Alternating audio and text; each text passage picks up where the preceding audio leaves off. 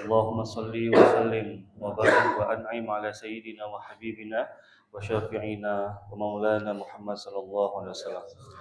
Qala rabbi shrah li sadri wa yassir li amri wa hlul 'uqdatam min lisani yafqahu qawli wa qurratu anzilni munzalan mubarakan wa tahul muslim. Para jamaah sekalian, alhamdulillah kita bisa hadir kembali. Allah bangunkan kita dan melakukan ibadah. Salat ini adalah sebagai bentuk penghambaan kita kepada Allah Subhanahu wa taala. Tak terasa sekarang sudah hari keempat Ramadan, 26 hari lagi lebaran ya. 360 hari lagi kita Ramadan tahun depan. Para jamaah sekalian, jadi saya sedikit cerita dulu sebelum masuk ke materi kita. Ketika zaman Nabi Nuh ini kan disebut sebagai Abul Bashar Ats-Tsani, bapak Nabi yang kedua. Terus selain itu juga disebut sebagai Abdas Syakur, hamba Allah yang bersyukur. Ketika zaman Nabi Nuh ini hampir semua manusia meninggal, wafat. Jadi katanya dalam riwayat itu sampai ke Amerika juga banjirnya. Memang penduduk bumi ini semuanya kena banjir. Jadi ketika beliau hidup, makanya yang luar biasa panjang umur di antara nabi-nabi itu ya Nabi Nuh, supaya memperbanyak keturunan. Jadi Nabi Nuh tuh, para jamaah sekalian, diperintahkan untuk buat kapal. Diketawain sama kaumnya, ngapain kamu buat kapal di gunung? Tapi ternyata ketika ada banjir, nah udah minta Nabi Nuh, ayo ikut. Nggak ada yang ikut. Bahkan istrinya, anaknya nggak ada yang ikut. Bayangkan betapa sakit hatinya seorang ayah diminta untuk keluarga ikut tapi nggak ada yang ikut. Yang ikut hanya sebagian kecil, malah ada binatang-binatang. Nah maka umurnya setelah itu kan panjang, 950 tahun kalau Masehi, 1050 tahun kalau Hijriah. Itu Nabi Nuh. Nabi Nuh suatu saat berjalan di depan pemakaman. Ada seorang ibu yang menangisi anaknya yang wafat. Jadi kan ada yang meninggal, kemudian dikubur, nangis. Nabi Nuh lewat. Wahai ibu, dia bilang gitu kan. Kenapa kau menangis? Ya, aku menangisi anakku. Kenapa anakmu? Anakku wafat di usia muda. Berapa umurnya? 300 tahun. Umur si anak yang meninggal itu 300 tahun. Umur masih muda. Iya, masih muda. Berarti kan kalau 300 tahun itu kalau dari 1000 itu sepertiganya, cuma 30%. Kalau sekarang mungkin umur 20 tahun. Kalau dari 63.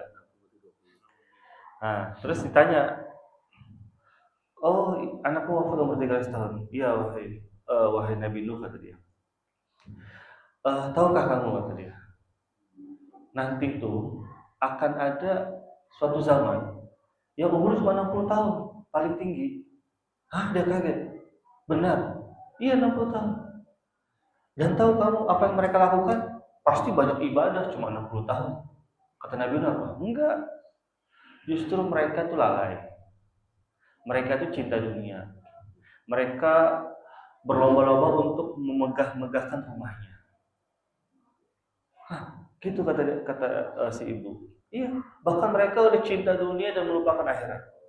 Sedikit di antara mereka yang beribadah. Terus ditanya sama Nabi Nuh, wahai ibu, kalau kau dikasih umur 60 tahun, apa yang kau lakukan? Apa kata ibunya? Aku akan terus bersujud sepanjang 60 tahun, beribadah tanpa melalaikan dari perintah Allah. Kata si ibu. Kalau kau dikasih umur 60 tahun, apa yang kau lakukan? Aku akan beribadah terus, tidak akan meninggalkan Allah dan tidak akan maksiat. Nah, ternyata teman-teman, para jamaah sekalian, 60 tahun itu siapa? Umatnya baginda Rasulullah. Beruntung kita masuk Ramadan ini, kita bisa nambah umur kita. Bukan nambah umur, nambah ibadah kita, seakan-akan kita berumur seumur Nabi Nuh. Kalau dapat Lailatul Qadar 83 tahun beribadah full, Kalau kita bisa dapat misalkan 5 Lailatul Qadar, itu luar biasa. Berapa ratus tahun kita seakan-akan hidup, walaupun umur kita cuma ada di angka 63 tahun. Nah, para jamaah sekalian, ada ulama mengatakan naumatus subhi turithul faqra. Tidur di waktu subuh itu mewariskan kefakiran. Jadi diusahakan kita keluarga tuh kalau bisa jangan tidur waktu subuh, ba'da asar, ba'da maghrib. Ini jauhin. Secapek apapun, kalau saya tuh kalau pagi tuh kalau mau tidur tuh di atas jam 8 atau jam 9. Kalau capek banget. Maka alhamdulillah beruntung nih para jamaah sekalian yang hari ini bisa terus melanjutkan ibadahnya. Nah, kemarin kita belajar masih di infak. Ini masih di infak, masih panjang infaknya. Qurannya yang ini aja nih. Kenapa saya sama ya, Syamil ya. Enggak apa yang ini atau yang sama aja. Soalnya terkadang beda arti. Enggak sesuai gitu dengan itunya. Tapi sebenarnya sama itu Syamil. Kemarin, nah kita buka nih. Beda loh para jamaah antara zakat, infak, wakaf, sedekah. Kan tadi kemarin saya sudah jelaskan sedekah itu apa, infak itu apa, zakat itu apa. Sama yang nerimanya pun beda. Coba buka Quran surat 2 ayat ke 214. 214. Al-Baqarah.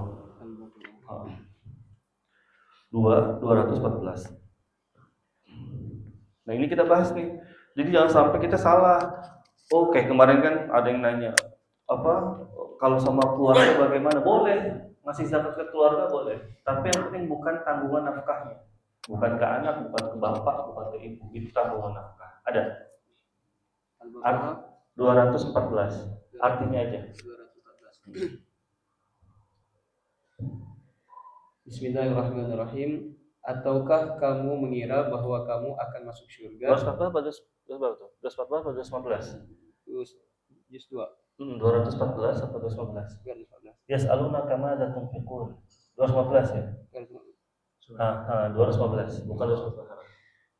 Mereka bertanya kepadamu wahai Muhammad tentang apa yang harus mereka infakkan. Katakanlah, harta apa saja yang kamu infakkan hendaknya diperuntukkan bagi kedua orang tua, kerabat, anak yatim, orang miskin, dan orang yang dalam perjalanan. Dan kebaikan apa saja yang kamu kerjakan, maka sesungguhnya Allah Maha mengetahui. Ini infak. Madza tunfiqun? Infak itu untuk kerabat, yatim. Nah, ini asnaf infak. Coba 215 kan. Nah, sekarang At-Taubah surat ke-9. Ayat ke-103. At-Taubah surat ke-9 ayat ke-103. Nah, ini tentang zakat. Zakat untuk siapa? 100 berapa? 103. Apa itu depannya? Ambillah zakat dari harta. Oh, bukan, yang 60. Berarti yang 60. Itu nanti pembahasan. Surat ke-60. Ayat ke-60. Sesungguhnya innamas shadaqatu lil fuqara wal masakin. Sesungguhnya zakat itu hanyalah untuk orang-orang fakir, orang miskin, amil zakat yang dilunakkan hatinya yaitu mu'allaf untuk memerdekakan hamba sahaya. Sedang dalam perjalanan sebagai kewajiban dari Allah. Allah Maha mengetahui, Maha bijaksana. Ya, itu zakat. Innamas shadaqatu lil fuqara wal masakin wal 'amilina 'alaiha wal mu'allafati qulubuhum wa fil riqab wal gharibin wa ibn sabil fi sabilillah. 8. Fi sabilillah. Orang kayak pesantren itu boleh dapat zakat. Orangnya, bukan pesantrennya. Pesantrennya dapat infak. Jadi jangan salah kaprah kita.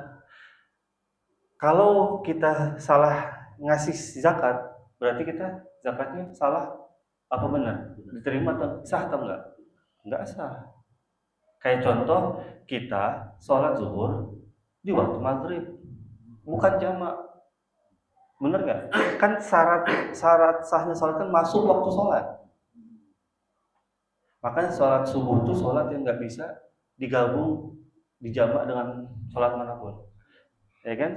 Zuhur, asar, sempurna sekali subuh. Nah, tadi Ya kan? Beda.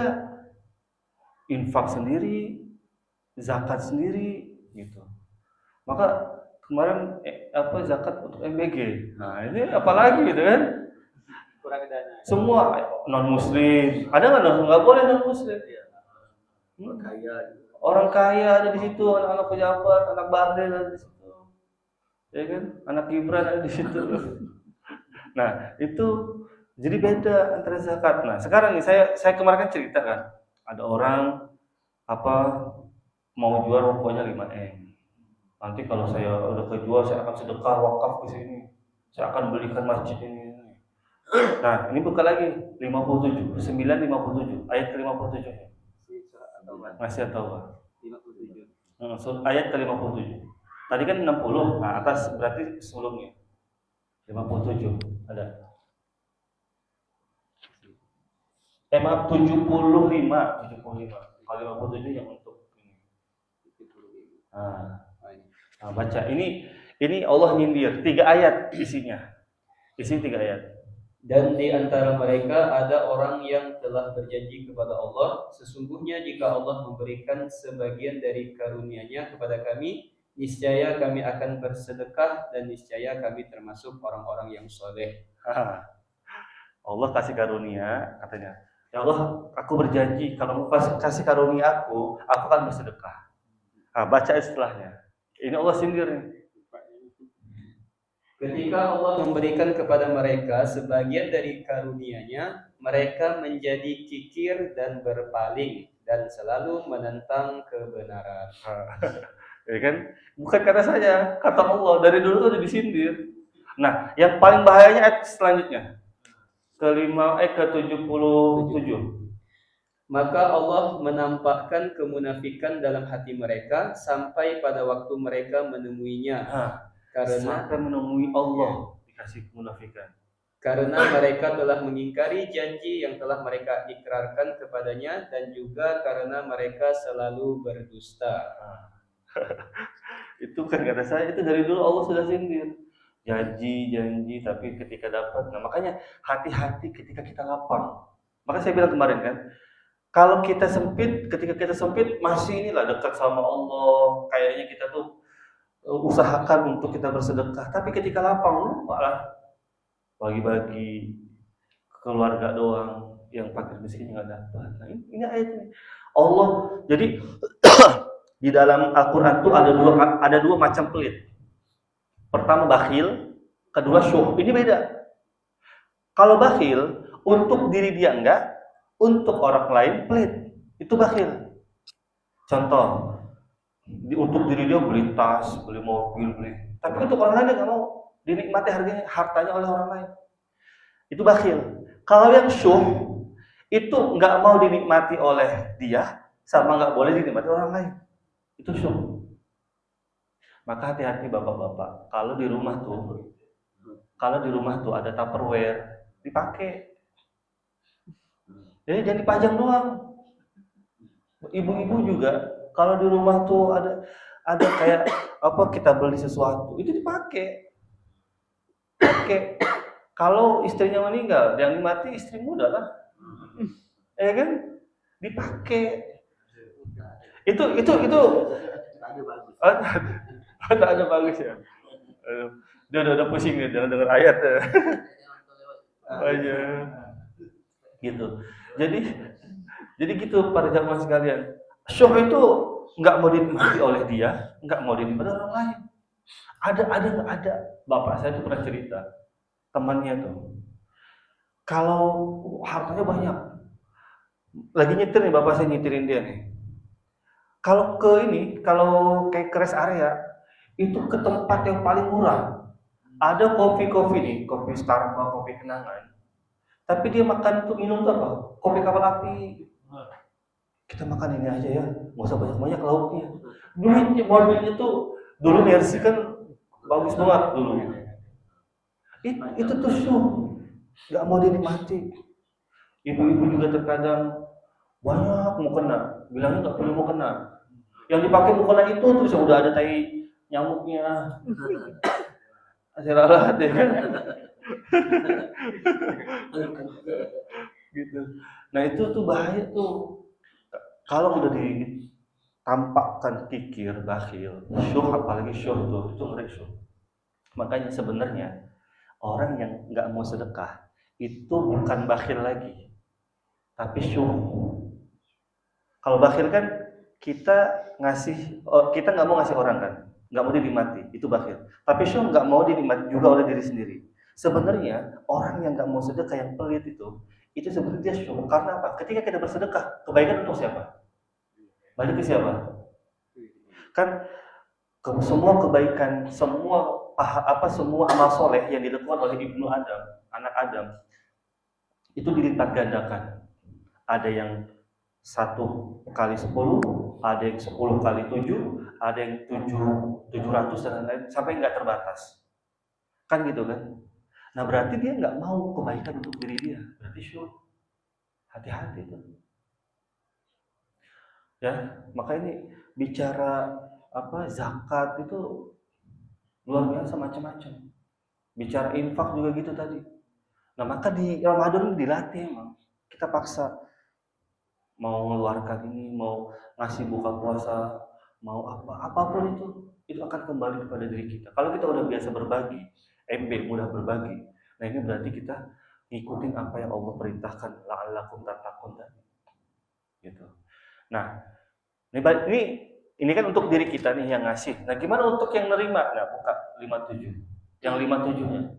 Ayat ke-57. Tadi kan 75. Nah, ini 57 balik lagi berarti. Surat 9 ayat ke-57. 57. Nah. Sekiranya mereka memperoleh tempat perlindungan, gua-gua atau lubang-lubang dalam tanah. Ayat ke-57. 57 kan? Surat Taubah. Iya, surat Taubah. Udah. Atau 58 coba. Dan di antara mereka ada yang mencelamu tentang pembagian sedekah atau zakat. Jika mereka diberi bagian, mereka bersenang hati, dan jika mereka tidak diberi bagian, tiba-tiba mereka marah. Dikasih nyengir, nggak dikasih nyinyir. Ada nggak yang kurban tuh nggak dikasih marah, ketika dikasih muji-muji, gitu kan? Itu sifat-sifat manusia tuh. Dikasih nyengir, nggak dikasih nyinyir, gitu kan bahasanya? Apa? Sifat manusia. Oh, dia dikasih, aku nggak dikasih. Nah itu tuh. Nah maka kita nih, gimana cara ini? Mau itu sebagai amil, mau itu kita petugas di masjid, itu ya harus adil. Gitu. Dan kita pun nggak boleh kalau nggak dikasih udah biarkan, baru bukan rezeki kita. Itu kan Allah tuh udah ngasih rezeki yang kemarin saya sampaikan tuh ada 4 tahapan kan, ada 4 tingkatan: duit, harta, rezeki, sama keberkahan rezeki. Nah ini yang berkaitan dengan tadi alladzina yunfiquna fis-sarra wa dharra. Balik lagi. Nah, zakat tadi para jamaah sekalian yang kita bahas ini adalah yang wajib. Maka cek dulu. Nah, saya kemarin semalam dapat surat keputusan dari Basnas. Kalau dulu itu 24 karat emasnya, ya kan, dikali 85 gram. Jadi kalau para jamaah sekarang punya harta, punya emas khususnya nih, yang di atas 85 gram, nah maka itu wajib mengeluarkan zakat. Kalau dulu pakai 24 karat, tapi karena harga emas ini nggak stabil sekarang nih, 2 tahun lalu tuh masih 1.300.000, sekarang udah 3 juta. Kan apalagi Donald Trump ini kan lagi dia juga lagi sebenarnya nggak stabil Amerika itu. Kan kalau kita baca berita itu kan sebenarnya ini gara-gara mau perang dunia ini kan. Terus stok emas habis. Kalau kita pesan ke Antam tuh nggak ada. Emas itu sangat terbatas. Makanya buka dinar, khairul razikin, emas-emas yang lainnya itu kita dibuka. Nah, sekarang itu cuma 14 karat. Kalau harta kita di atas 97 juta, nah itu udah wajib. Misalkan para jamaah nih punya tabungan udah setahun 97 juta ke atas, itu udah wajib mengeluarkan zakat 2,5%. 2,5%. Nah ini penting nih. Quran surat tadi 103. Yang masih At-Taubah. Ini At-Taubah ini ayat-ayatnya ayat Masya Allah. Ini kita banyak buka surat At-Taubah nih. At-Taubah supaya kita banyak taubat. Ambillah zakat dari harta mereka guna membersihkan dan menyucikan mereka, dan berdoalah untuk mereka. Sesungguhnya doamu itu menumbuhkan ketentraman jiwa bagi mereka. Allah Maha mendengar, Maha mengetahui. Nah, ini orang banyak salah kaprah. Itu diperintahkan kata Allah nih, nyuruh ke Muhammad. Allah misalkan nyuruh ke Muhammad. Khud min amwalihim shadaqatan tutahhiruhum wa tuzakkihim biha wa shalli alaihim inna salataka sakanun lahum wallahu samiun alim. Jadi kata Rasulullah, kata Allah menyuruh kepada baginda tersebut, wahai Rasulullah, ambillah. Khud min amwalihim, ambil. Jadi para jamaah sekalian, kalau diingatkan sama ustadz, sama amil-amil, sama basnas, itu mereka bukan minta duit. Itu perintah Allah. Ini apa sih? Lagi-lagi kan kita kan kayak gitu. Duitnya diambil, kata siapa? Itu diperintahkan sama Allah. Dulu ada Rasulullah ngambilin. Bahkan Rasulullah nyuruh Zaid bin Sabit ke Yaman, ambil zakat, bagikan di mereka. Jadi kalau ada yang ingatkan, Pak, bayar zakat, Pak, itu kita bersyukur karena itu diperintahkan Allah. Khud itu kan diambil min amwalihim. Bahkan ketika zaman Abu Bakar memerangi orang yang nggak mau bayar zakat, sampai disebutnya murtad. Perangi sama Abu Bakar, marah Abu Bakar. Karena apa? Mereka pahamnya zakat itu untuk Rasulullah. Rasul udah wafat, nggak wajib. Enggak, zakat itu untuk Islam. Makanya sekarang ini kita banyaknya apa? Pahamnya rukun Islam itu yang ingat cuma 2, sholat sama puasa. Kenapa sholat setiap hari? Kenapa puasa lama? Ramadan 1 bulan. Zakat nggak? Udah zakat fitrah, zakatnya cuma zakat fitrah. Zakat jiwa, zakat kita kan zakat jiwa. Semua jiwa yang hidup sampai dengan nanti Idul Fitri itu wajib zakat.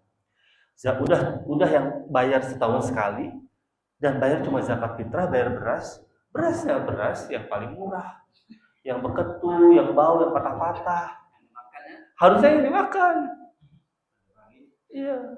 Dan zakat fitrah itu dia cuma ngasih makanan pokok. Tapi sebenarnya bayangkan sekarang gini, saya udah bayar zakat, emang fakir miskin yang hidup di antara kita nih, fakir miskin emang makannya cuma hari raya? Justru hari raya itu berlimpah, banyak yang ngundang ini itu. Maka kenapa ada zakat itu? Untuk tadi kemarin kita bahas kan, maqasidus syariah, ada maksud syariatnya, gitu. Nah, apa keuntungannya tadi? Khudh min amwalihim shadaqatan tutahhiruhum wa tuzakkihim. Yang pertama, hartanya dibersihkan. Zakat itu yang kita keluarkan 2,5% dari 100%, hartanya dibersihkan. Contoh, ini kayak harta kita mau dimakan semua sama plastik-plastiknya. Apa yang terjadi kalau plastik ini dimakan? Penyakit, meninggal, bahaya. Itu zakat. Ini enggak semua harta kita yang kita ambil yang mana? Air minumnya aja kan? Kalau sedot, sisanya buang. Nah, ini sampah-sampah ini 2,5% zakat. Kotoran yang harus dibersihkan. Harus dikasih ke siapa? Ke fakir miskin. Kayak kita makan durian, emang mau makan durinya, makan biji-bijinya? Enggak semuanya harta kita 2,5% ya punya asnaf tadi. Nah, pertama hartanya dibersihkan. Waktu zakihim, ya, jiwanya disucikan dari penyakit kikir, bakhil, syukur, dengkul, apalagi hasad, iri, dengki. Maka kalau ada orang nggak bayar zakat, saya yakin dia pasti punya penyakit hati. Terus saja. Maka tadi kan wa'aqabahum nifaqan, yang ayat tadi sebelumnya, Allah tanamkan di dalam dirinya kemunafikan. Itu orang nggak mau bayar zakat. Nah, tadi hartanya dibersihkan nih, dibersihkan. jiwanya disucikan. Nah, yang terakhir, hidupnya ditenangkan. Kalau bayar zakat tadi, wasolli alaihim, Rasulullah suruh mendoakan. Wasolli alaihim, suruh mendoakan untuk mereka. Maka kalau misalkan para jamaah nih bayar zakat, itu pasti didoakan kan? Itu perintah Allah. Di sini. Kalau misalkan ke munzalan, ke counter tuh, kalau bayar zakat itu pasti didoakan. Maka hidupnya ditenangkan. Coba cek, kalau hidup kita belum tenang, kemungkinan kita belum bayar zakat, cek zakatnya. Sholat udah, ini udah, tapi masih belum tenang, cek ya, hartanya udah bayar zakat belum. Kalau udah bayar zakat, insya Allah tenang. Gitu. Terus apa doa baginda Rasulullah? Doa baginda Rasulullah, ajarakallahu fima a'taita wa baraka fima abqaita wa ja'alahu laka tahura. Kata baginda Rasulullah, mudah-mudahan Allah membalas kamu yang memberikan 2,5%. Jadi 2,5% yang kita kasih itu dibalas sama Allah dengan balasan terbaik. Allah tuh balasannya terserah Allah. Bahkan terkadang kita nggak mampu membalasnya. Wa baraka, nah 2,5% kan dizakatkan. Sisanya berapa? 97,5. Nah, 97,5 yang ada di harta kita itu diberkahi. Itu gunanya zakat. Jadi nih, yang kita minum nih, 97 itu diberkahi. Bapak, Ibu semuanya, para jamaah sekalian, kalau harta diberkahi, dia dengan Allah dia taat, dengan manusia dia manfaat. Berkah itu tandanya. Kalau nih kita punya anak berkah, punya harta berkah, dengan Allah dia taat, dengan manusia dia manfaat. Punya motor berkah, dibawanya ke masjid. Ada nggak yang punya motor sering dipakai untuk maksiat? Banyak. Antar jemput, misalkan apa wanita malam, ada yang parkirnya di tempat judi, di diskotik, gitu. Wa ja'alahu laka tahurun. Nah, Allah jadikan harta kita, sisanya, atau harta kita yang ada nih, dan juga hati kita itu suci, bersih. Itu zakat. Gitu. Kalau belum sanggup zakat, Ustadz, ya tadi saya bilang infak semampu kita. Gitu. Nah, emang itulah perintah Allah. Nanti ada infak, ada zakat, apalagi yang paling tinggi nih, wakaf. Misalkan karpet. Kan di sini nih saya lihat jamaah Surah Nurusman nih, sekali ada patungan langsung 2 hari itu udah penuh lah, udah lebih malah. Karpet, semuanya karpet. Malah yang takut pengurus ya, takut disangka nggak amanah gitu kan. Di sini cepat. Nah, itu tuh mereka tuh terkadang bingung, ada uang mau mana nih? Apalagi mohon maaf di komplek-komplek ini kan biasanya tertutup. Beda sama di kampung. Di kampung tertutup mereka privasinya. Mereka mau zakat, mau infak, takut dibilang ini bingung mau kemana. Nah, kita sediakan lah. Bukan minta-minta, emang itu peluang. Kapan lagi? Gitu. Nah, kalau wakaf tuh lebih ditahan selama karpet ini. Misalkan kita nyumbang 1 juta. Selama karpet ini ada, dipakai, kita udah wafat. Makanya usia boleh berakhir, tapi pahala wakaf terus mengalir.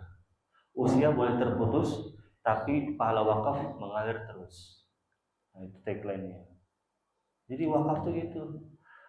Makanya kemarin tuh waktu bangun yang menara tuh, saya datang kan ke Haji Rusman Ali tuh. Oh, semangat ya. Dan ini Pak Rusman Ali tuh, Pak Haji Rusman Ali tuh, beliau tuh kalau ngasih infak tuh, beliau tuh punya trik. Jadi beramal cerdas di waktu terbatas. Pak Haji Rusman Ali itu, dia kalau untuk beli tanah untuk bangun masjid dia pasti bantu. Sama bangun masjid pasti bantu dia. Pasti bantu. Tapi kalau renov dia nggak mau. Karena bangun menara dia mau dia. Gitu. Renov ini ngasih dikit kan? Gitu. Saya kan dekat sama beliau. Setiap bulan saya ngobrol. Pak Haji Rusman Ali itu. Saya ke rumahnya kan. Itu dia kalau untuk wakaf, karena apa? Saya tuh milih-milih Ustaz, katanya. Saya tuh umur terbatas Ustaz. Duit juga saya juga terbatas Ustaz. Gimana caranya itu saya meninggal ini masih dipakai. Misalnya kan buat 22 masjid, nyumbang nih setiap masjid. Beliau tuh, cuma nggak mau disebutin. Beliau tuh gimana Ustaz? Kalau Mbah Mun tuh pasti mau dia. Tapi kalau Renov dia milih-milih. Paling ngasih cuma ini. Karena beliau tuh pengen, saya pengen dapat bagian pahala.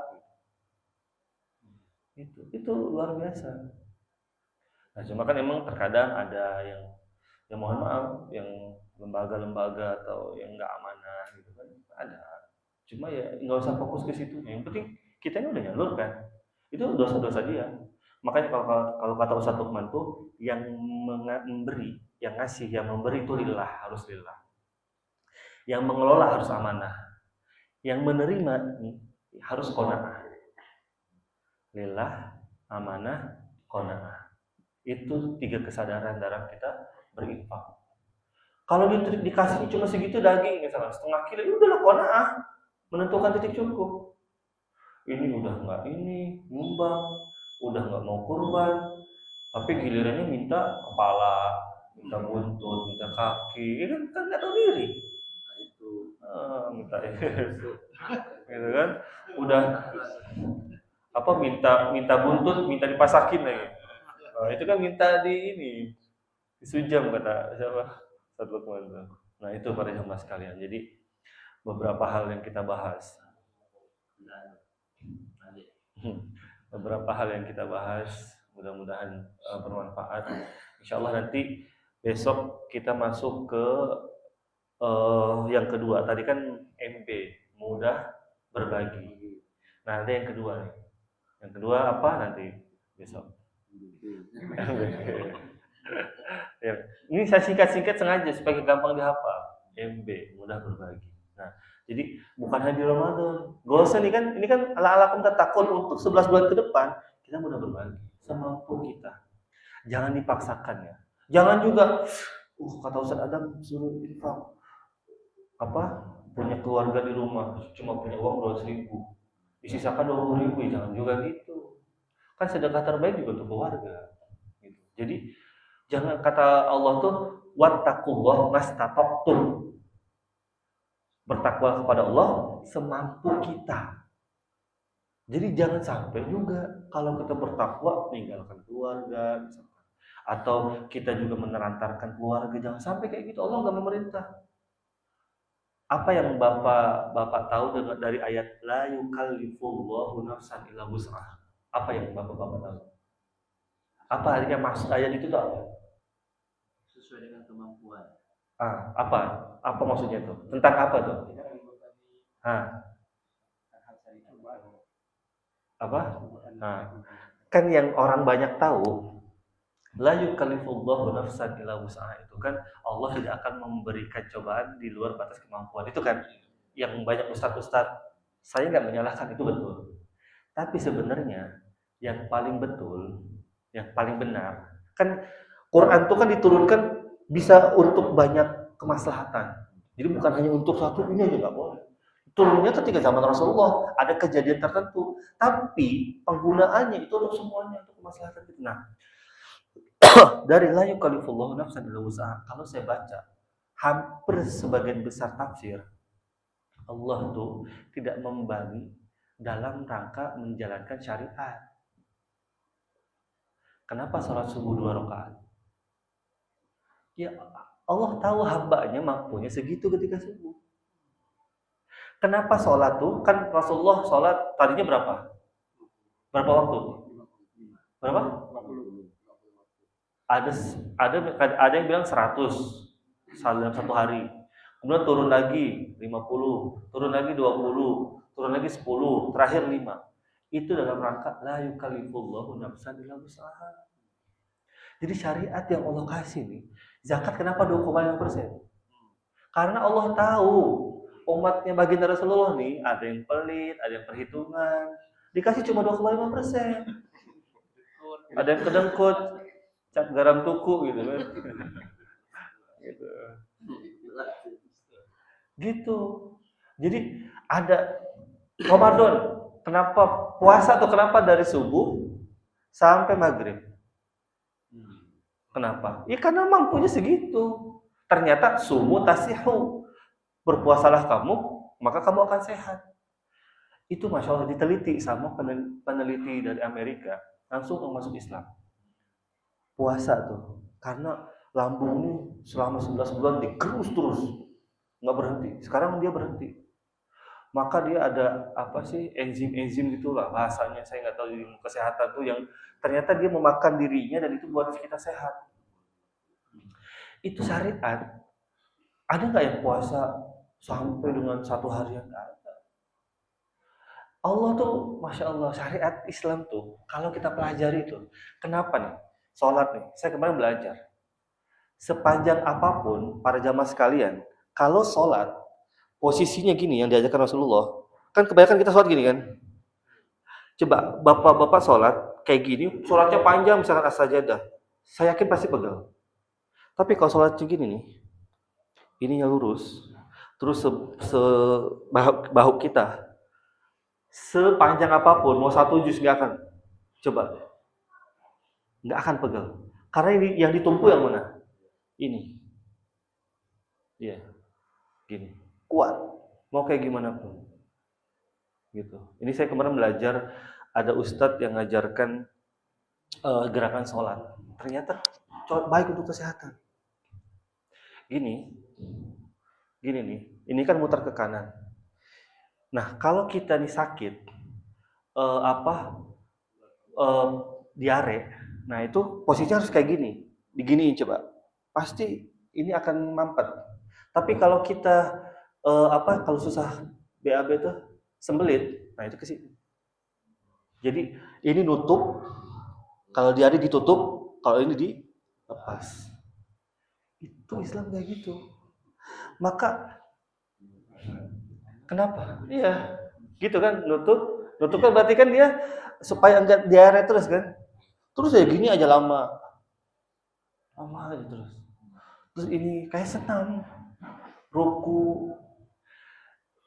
Kita nih, terkadang tuh kenapa orang nggak mau sholat, orang nggak mau puasa, ya kan? Kalau bulan puasa tuh ada orang-orang nakal tuh terkadang pakai motor belok sendiri, belok ke warteg, belok ke nasi padang.